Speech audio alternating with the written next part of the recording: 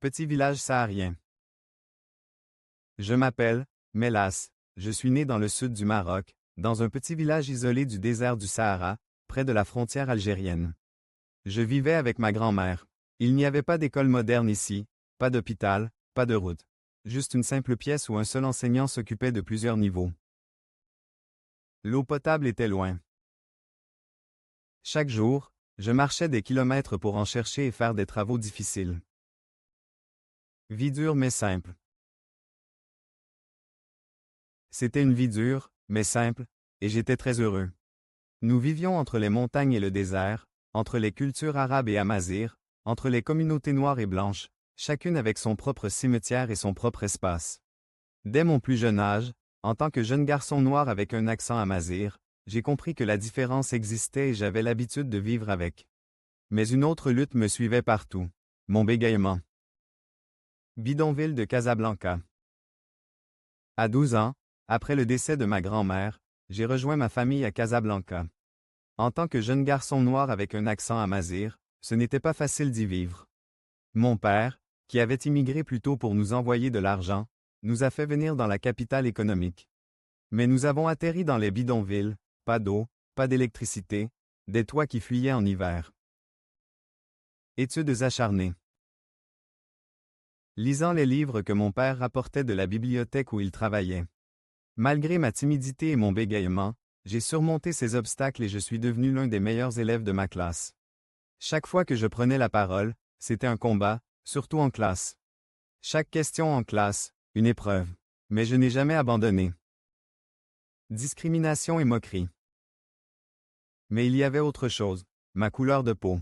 Les regards, les moqueries, la discrimination pendant mon enfance.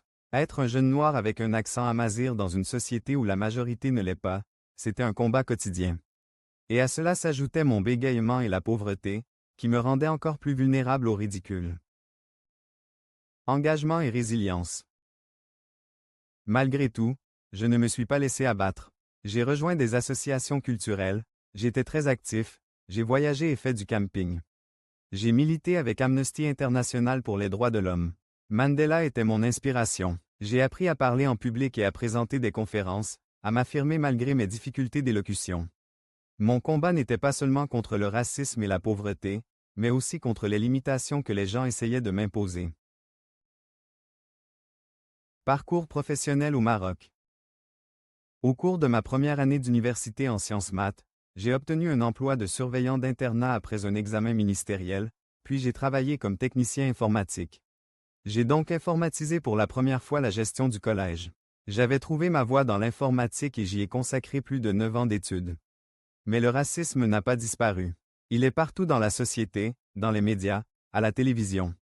Je ne veux pas que mes enfants soient jugés davantage pour leur peau noire que pour leurs compétences. J'ai donc pris une décision. Départ pour le Canada. En 2002, j'ai décidé de quitter le Maroc. Après 4 années de démarches administratives, nous avons atterri au Canada, espérant une vie meilleure. Mais même là, pour un jeune homme noir avec un accent arabe, le combat n'était pas terminé. Intégration difficile. Repartir de zéro, faire face à différentes cultures, à de nombreuses ethnies. Prouver ma valeur encore et encore. Retourner à l'école, enchaîner les petits boulots. Ici, finalement j'ai réussi à contrôler mon bégaiement. Mais mon accent arabe est un handicap pour trouver un emploi. Malgré 5 années d'études au Canada et de nombreux diplômes, ma culture est une barrière invisible. Plafond invisible. Après de nombreuses tentatives, j'ai travaillé pour de grandes entreprises comme l'Auto-Québec, Swissport, NCR et IBM, puis pour le gouvernement, et j'ai même lancé ma propre entreprise de conseil en informatique il y a des années. Mais quelles que soient mes compétences, il y avait toujours un plafond invisible. Je ne pouvais pas atteindre ce que je recherchais. Ici, le racisme est moderne, subtil, mais il est là, et systématiquement partout.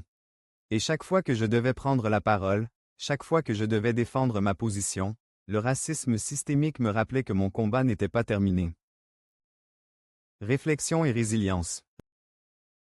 Après toutes ces années, je me rends compte que fuir le racisme ne suffit pas.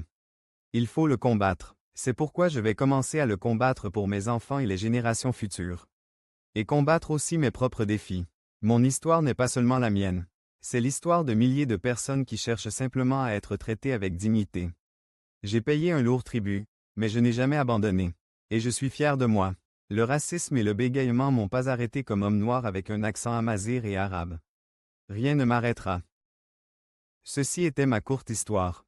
Commençons notre combat contre le racisme. كانت هذه قصتي القصيرة. لنبدأ الحرب معا ضد العنصرية المسكوت عنها. انضم إلى التغيير.